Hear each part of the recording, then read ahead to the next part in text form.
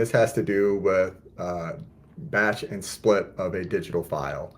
So this capability would be used in a situation where you have a singular PDF file that needs to be split up into multiple documents and stored in the system as such.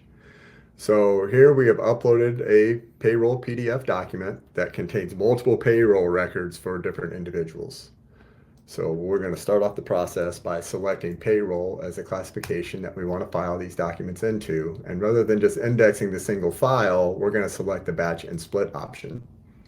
This is going to bring up a batch assembly screen that again starts off with the singular document that we've uploaded so far and then all the individual pages contained within. So from here, we can just start keying in what this first document pertains to. So who is this for? So in this case, we're going to select Bruce Wayne. Again, just like we did for paper indexing, we're going to select an individual. This is not free-form text, so we ensure consistency within your system.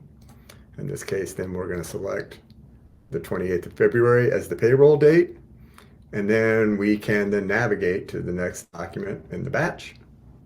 We can see, you can pretend, for example, that this is a new payroll document. So if this is a new payroll document, you simply select the Create Document option here, and notice how this split this out from one document to two.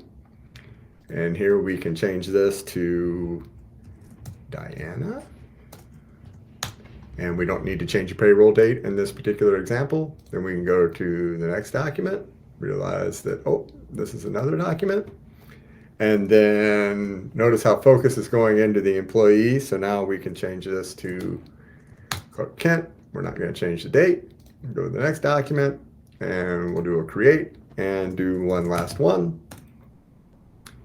here. And then once we're done with that, then we can click on add batch and then you're done. The system will go ahead and break that into its individual pieces and store the documents as you index them. Thank you.